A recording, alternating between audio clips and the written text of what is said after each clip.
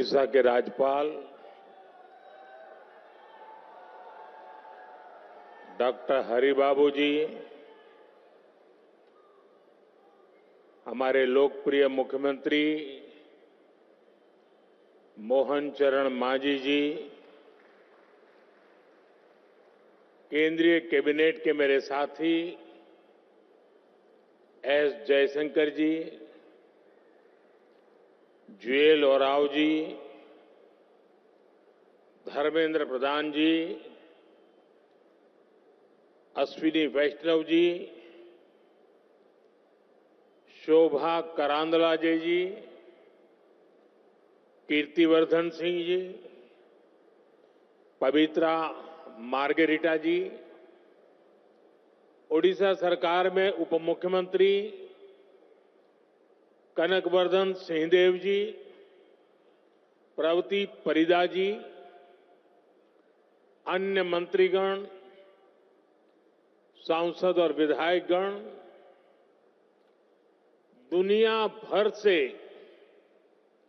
यहां पधारे मां भारती के सभी बेटे बेटी,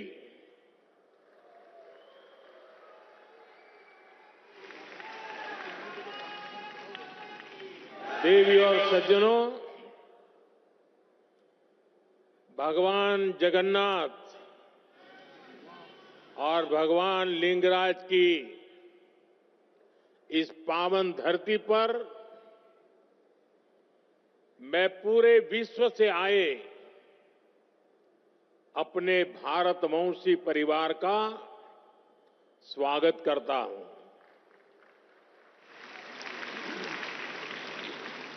अभी प्रारंभ में जो स्वागत गान हुआ,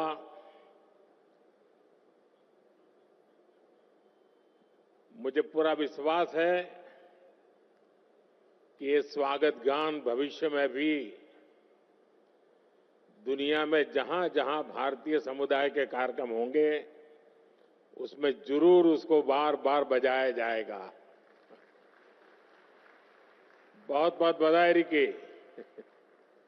आपकी टीम ने बहुत ही सुंदर तरीके से एक प्रवासी भारतीय की भावना को अभिव्यक्त किया है। बधाई हो आपको। Friends, we just heard from the chief guest of this Pravasi Bharati Divas the video message of the President of Trinidad and Tobago, Her Excellency Christine Carla Kanglu, left an impact on all of us. She too was speaking about India's progress. I thank her for the warm and affectionate words. Friends, this is a time for vibrant festivals and gatherings in India. In just a few days, the Mahakumbh will start in Prayagraj. The festival of Makar Sankranti, Lohri, Pongal, and Magh Bihu are also coming up. There is a joyful atmosphere everywhere. Further, it was on this day in 1915 that Mahatma Gandhi ji came back to India after a long stay abroad. Your presence in India at such a wonderful time is aiding to the festive spirit. This edition of Pravasi Bharatiya Divas is special for an additional reason. We have gathered here just a few days after the birth centenary of Atal Bihari Vajpayee ji. His vision was instrumental to this program. It has become an institution to strengthen the bond between India and its diaspora. Together, we celebrate India, Indianness, our culture, our progress, and connect to our roots. साथियों, आज आप जिस ओडिशा की महान धरती पर जुटे हैं, वो भी भारत की समृद्ध विरासत का प्रतिबिंब है। ओडिशा में कदम कदम पर हमारे हेरिटेज के दर्शन होते हैं। उदयगिरी, खंडगिरी की हिस्टोरिकल केव्स हो, कोणार्क का सूर्य मंदिर हो, ताम्रलिप्ति, मणिकपटना और पलूर के प्राचीन पोर्ट्स हो, ये देखकर हर कोई गौरव से भर उठता है। सैकड़ों वर्ष पहले भी ओडिशा से हमारे व्यापारी कारोबारी लंबा समुद्री सफर करके बाली, सुमात्रा, जावा जैसे स्थानों तक जाते थे। उसी स्मृति में आज भी ओडिशा में बाली यात्रा का आयोजन होता है। यही ओडिशा में धौली नाम का वो स्थान है जो शांति का बड़ा प्रतीक है। दुनिया में जब तलवार के जोर पर साम्राज्य बढ़ाने का दौर था, तब हमारे सम्राट अशोक ने यहां शांति का रास्ता चुना था। हमारी इस विरासत का ये वही बल है जिसकी प्रेरणा से आज भारत दुनिया को कह पाता है कि भविष्य युद्ध में नहीं है, बुद्ध में है।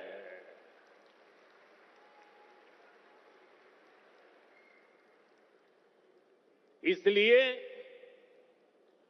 ओडिशा की इस धरती पर आपका स्वागत करना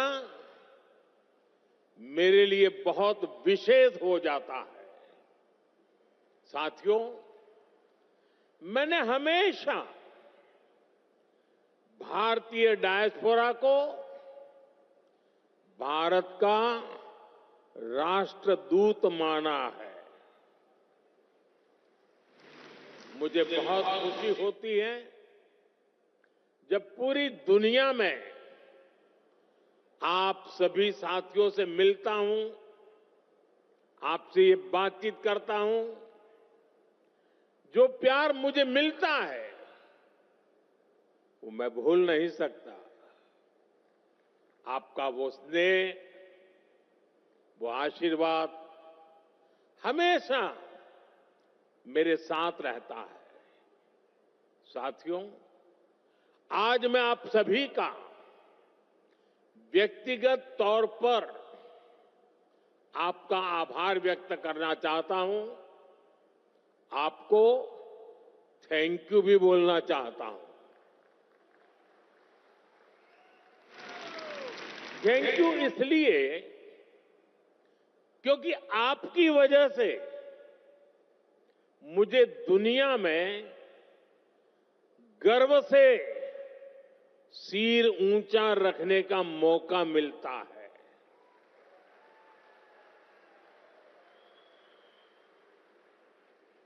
बीते 10 वर्षों में मेरी दुनिया के अनेक लीडर से मुलाकात हुई है। दुनिया का हर लीडर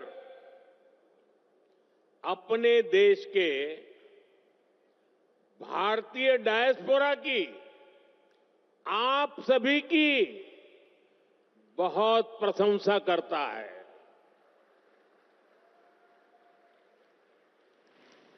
इसका एक बड़ा रीजन वो सोशल वैल्यूज है जो आप सभी वहां की सोसाइटी में ऐड करते हैं। हम सिर्फ मदर ऑफ डेमोक्रेसी ही नहीं है, बल्कि डेमोक्रेसी हमारी लाइफ का हिस्सा है, हमारी जीवन पद्धति है। हमें डायवर्सिटी सिखानी नहीं पड़ती, हमारा जीवन ही डायवर्सिटी से चलता है। इसलिए भारतीय जहां भी जाते हैं वहां की सोसाइटी के साथ जुड़ जाते हैं। हम जहां जाते हैं वहां के रूल्स, वहां के ट्रेडिशंस की रिस्पेक्ट करते हैं। हम पूरी ईमानदारी से उस देश की, उस सोसाइटी की सेवा करते हैं। वहां की ग्रोथ और प्रॉस्पेरिटी में कंट्रीब्यूट करते हैं। और इन सब के साथ ही हमारे दिल में भारत भी धड़कता रहता है। हम भारत की हर खुशी के साथ खुश होते हैं। भारत की हर उपलब्धि के साथ उत्सव मनाते हैं। साथियों, 21st सेंचुरी का भारत आज जिस स्पीड से आगे बढ़ रहा है, जिस स्केल पर आज भारत में डेवलपमेंट के काम हो रहे हैं, वो अभूतपूर्व है। सिर्फ 10 साल में भारत ने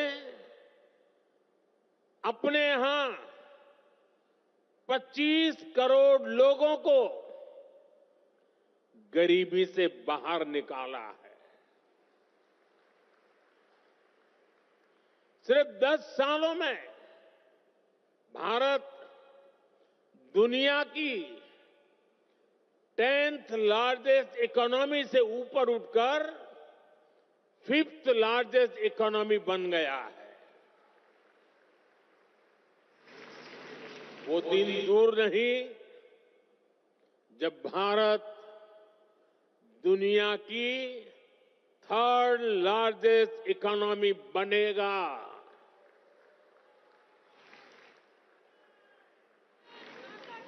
भारत की सफलता आज दुनिया देख रही है।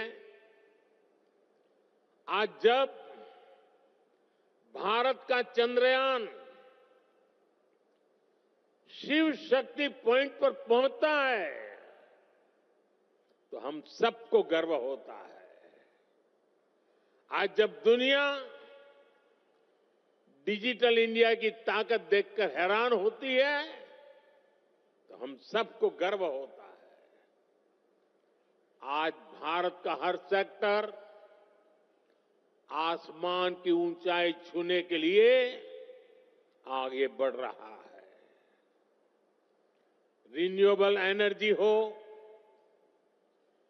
एविएशन इकोसिस्टम हो, इलेक्ट्रिक मोबिलिटी हो, मेट्रो का विशाल नेटवर्क हो, बुलेट ट्रेन प्रोजेक्ट हो, भारत की प्रगति की गति सारे रिकॉर्ड तोड़ रही है। आज Bharat made in India fighter jet बना रहा है। ट्रांसपोर्ट एयरक्राफ्ट बना रहा है और वो दिन भी दूर नहीं जब आप किसी मेड इन इंडिया प्लेन से ही प्रवासी भारतीय दिवस मनाने भारत आएंगे। साथियों, भारत के ये जो अचीवमेंट्स हैं, ये जो प्रोस्पेक्ट्स आज भारत में दिख रहे हैं, इसके कारण भारत की वैश्विक भूमिका बढ़ रही है। भारत की बात को आज दुनिया ध्यान से सुनती है। आज का भारत अपना पॉइंट तो स्ट्रांगली रखता ही है, ग्लोबल साउथ की आवाज को भी पूरी ताकत से उठाता है। जब भारत ने अफ्रीकन यूनियन को G20 का परमानेंट मेंबर बनाने का प्रपोजल रखा, तो सभी मेंबर्स ने इसका समर्थन किया। ह्यूमैनिटी फर्स्ट के भाव के साथ भारत अपने ग्लोबल रोल का विस्तार कर रहा है। साथियों, भारत के टैलेंट का डंका आज पूरी दुनिया में बज रहा है। आज हमारे प्रोफेशनल्स दुनिया की बड़ी कंपनियों के जरिए ग्लोबल ग्रोथ में कंट्रीब्यूट कर रहे हैं। भारत की राष्ट्रपति आदरणीय द्रौपदी मुर्मू जी के हाथों कल कई साथियों को प्रवासी भारतीय सम्मान भी दिया जाएगा। मैं सम्मान पाने वाले सभी महानुभावों को अपनी शुभकामनाएं देता हूं। साथियों, आप जानते हैं, आने वाले कई दशकों तक भारत दुनिया का सबसे यंग और स्किल्ड पॉपुलेशन वाला देश बना रहेगा। ये भारत ही है जहां से दुनिया की एक बड़ी स्किल डिमांड पूरी होगी। आपने देखा होगा, दुनिया के अनेक देश अब भारत के स्किल्ड यूथ का दोनों हाथों से स्वागत कर रहे हैं। ऐसे में भारत सरकार का भी प्रयास है कि कोई भी भारतीय विदेश जाए तो वो बेहतरीन स्किल के साथ ही जाए। इसलिए हम अपने यूथ की लगातार स्किलिंग, रीस्किलिंग और अपस्किलिंग कर रहे हैं। Friends, we give great importance to your convenience and comfort. Your safety and welfare are a top priority. We consider it our responsibility to help our diaspora during crisis situations, no matter where they are. This is one of the guiding principles of India's foreign policy today. Over the last decade, our embassies and offices worldwide have been sensitive and proactive. Friends, earlier in many countries, people had to travel long distances to access consular facilities.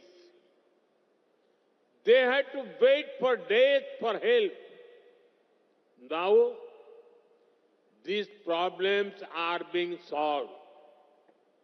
In just the last 2 years, 14 embassies and consulates have been opened. The scope of OCI cards is also being expanded. It has been extended to PIOs of the 7th generation of Mauritius and the 6th generation of Suriname, Martinique and Guadeloupe.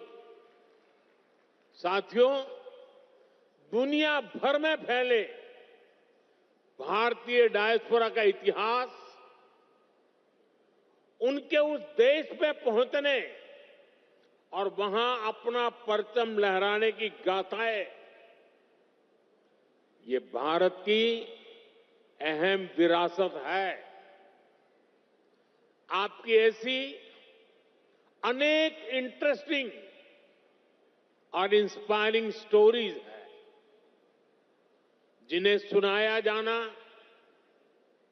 दिखाया जाना, संजोया जाना जरूरी है।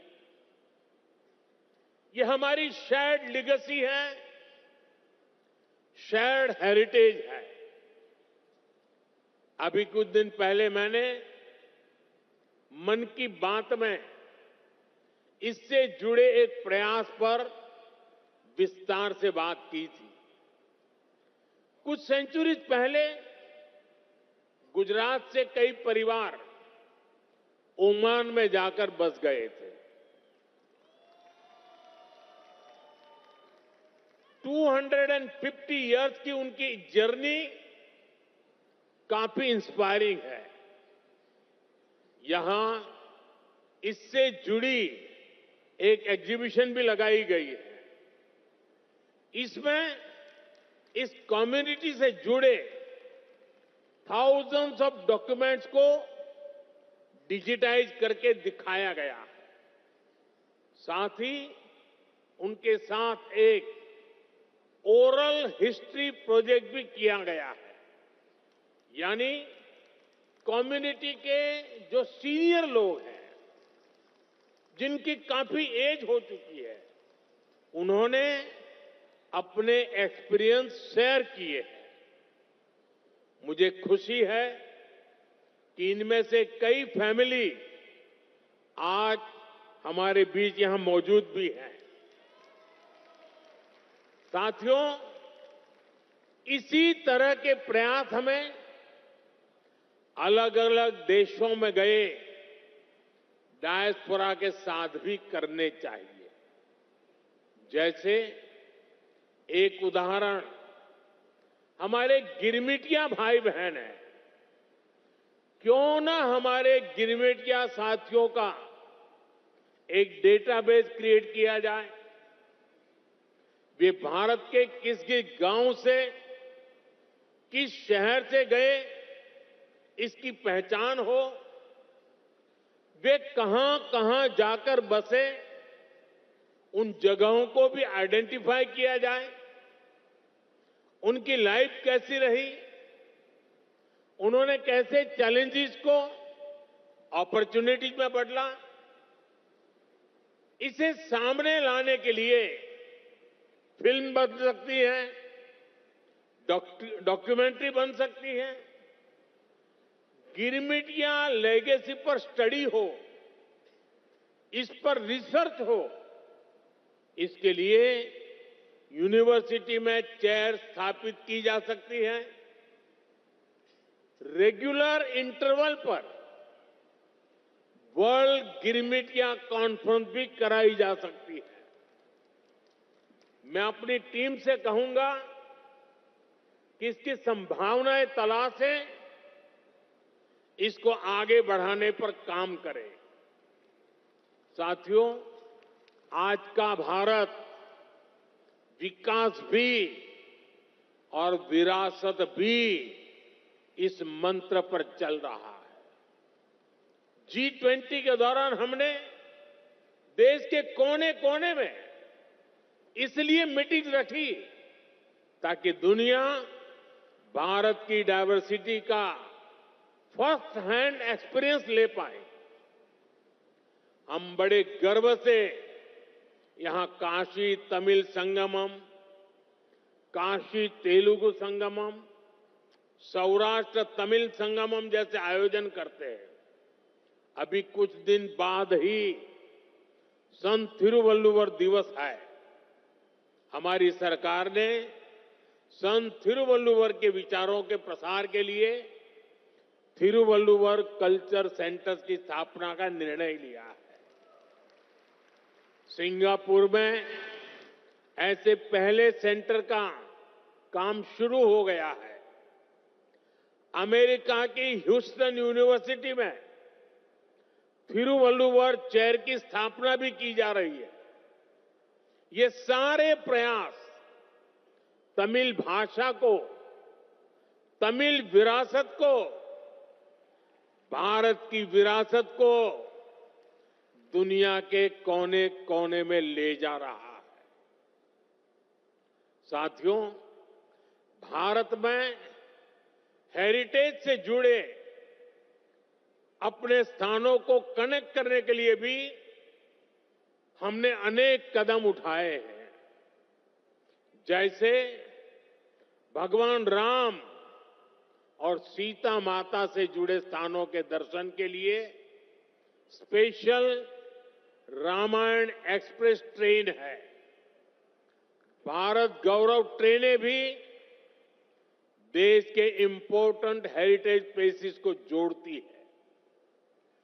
अपनी semi high speed Vande Bharat train से भी हमने देश के बड़े हेरिटेज सेंटर्स को जोड़ा है। थोड़ी देर पहले एक विशेष प्रवासी भारतीय एक्सप्रेस ट्रेन शुरू करने का अवसर मुझे मिला।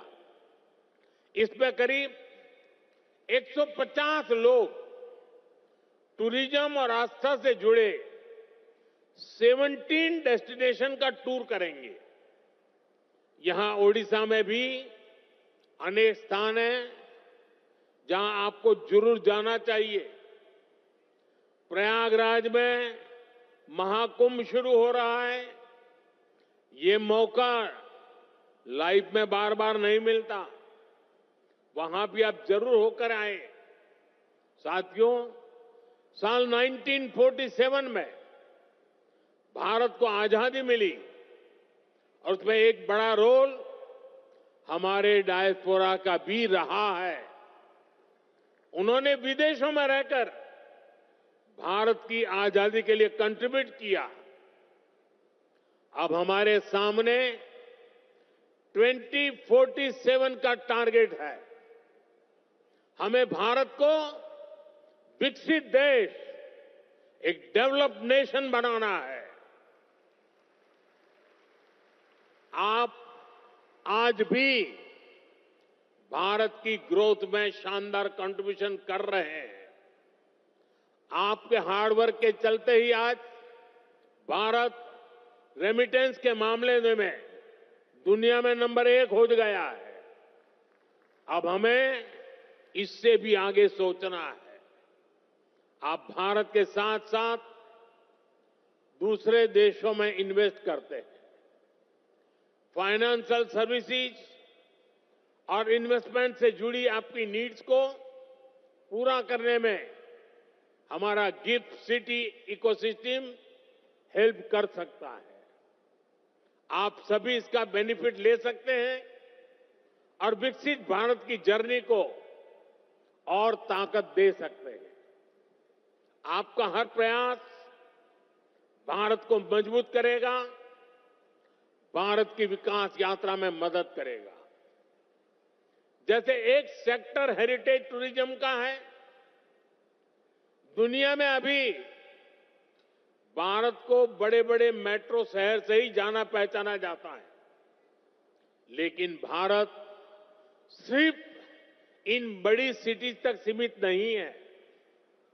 भारत का बहुत बड़ा हिस्सा टियर 2, टियर 3 सिटीज में है, विलेजेज में है। वहां भारत की हेरिटेज के दर्शन होते हैं। दुनिया को हमें इस हेरिटेज से कनेक्ट करना है। आप भी अपने बच्चों को भारत के छोटे छोटे शहरों और गांवों तक ले जाएं, फिर अपने एक्सपीरियंस वापस जाकर अपने फ्रेंड के साथ शेयर करें। मैं ये भी चाहूंगा कि अगली बार जब आप भारत आएं तो अपने साथ इंडियन ओरिजिन से बाहर के मिनिमम 5 फ्रेंड्स को लेकर आएं। आप जहां रहते हैं वहां अपने फ्रेंड्स को भारत आने के लिए, भारत को देखने के लिए इंस्पायर करें। साथियों, मेरी एक अपील डायस्पोरा के सभी यंग फ्रेंड से भी है। आप भारत को जानिए, क्विज में ज्यादा से ज्यादा हिस्सा लें। इससे भारत को जानने समझने में बहुत हेल्प मिलेगी। आप स्टडी इन इंडिया प्रोग्राम का भी जरूर बेनिफिट लें। आईसीसीआर की जो स्कॉलरशिप स्कीम है उसका भी डायस्पोरा के यूथ को ज्यादा से ज्यादा फायदा लेना चाहिए। साथियों, जिस देश में आप रहते हैं वहां भारत की असली हिस्ट्री को लोगों तक पहुंचाने के लिए भी आपको आगे आना होगा। जिन देशों में आप रहते हैं वहां जो आज की जनरेशन है वो हमारी समृद्धि को, गुलामी के लंबे कालखंड और हमारे संघर्षों को नहीं जानती। आप सभी भारत की ट्रू हिस्ट्री को दुनिया तक पहुंचा सकते हैं। साथियों, भारत आज विश्व बंधु के रूप में जाना जा रहा है। इस ग्लोबल कनेक्ट को और मजबूत करने में आपको अपने एफर्ट्स बढ़ाने होंगे।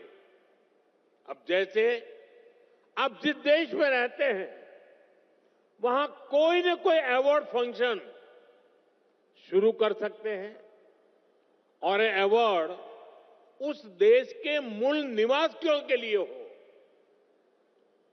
जहां आप अभी रहते हैं।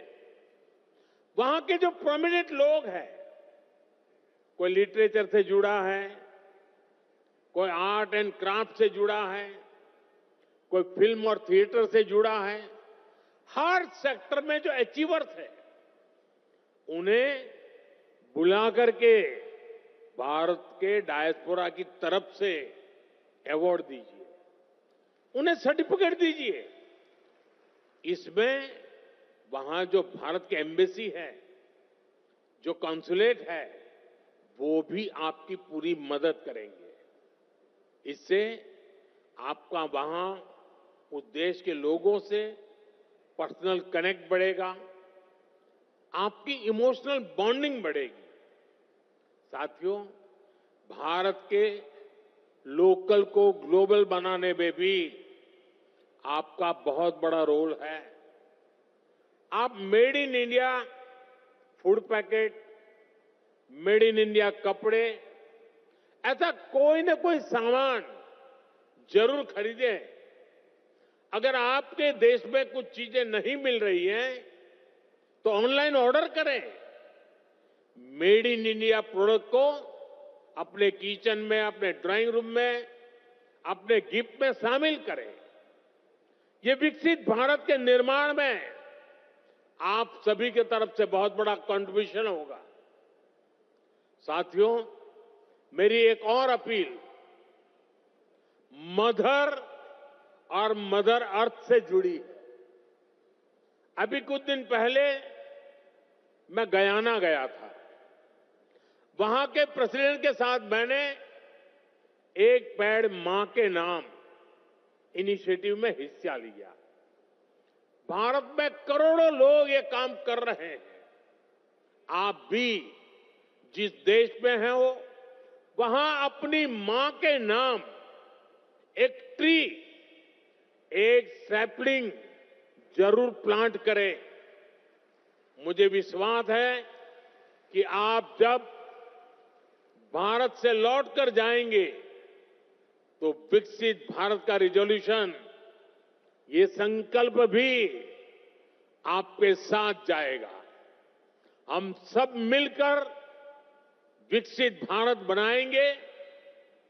साल 2025 आप सभी के लिए मंगलमय हो,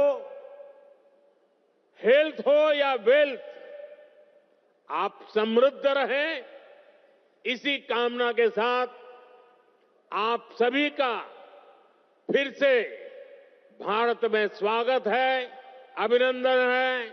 बहुत बहुत शुभकामनाएं, बहुत बहुत धन्यवाद।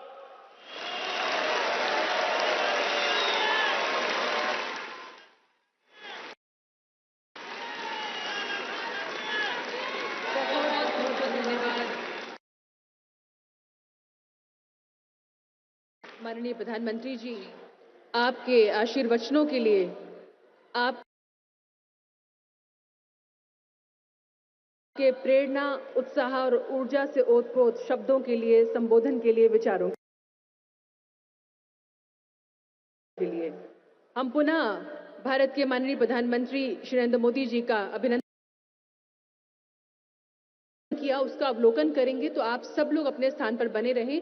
यहाँ पर लाइव फीड के माध्यम से हम अवलोकन करेंगे। हम सब देखेंगे कि माननीय प्रधानमंत्री जी एग्जीबिशंस के माध्यम से किस प्रकार से जो अलग अलग हमारा विदेश मंत्रालय, आईसीसीआर, इन सब के माध्यम से जो एग्जीबिशंस प्रधानमंत्री नरेंद्र मोदी का मंत्र हमारे सामने है 2047।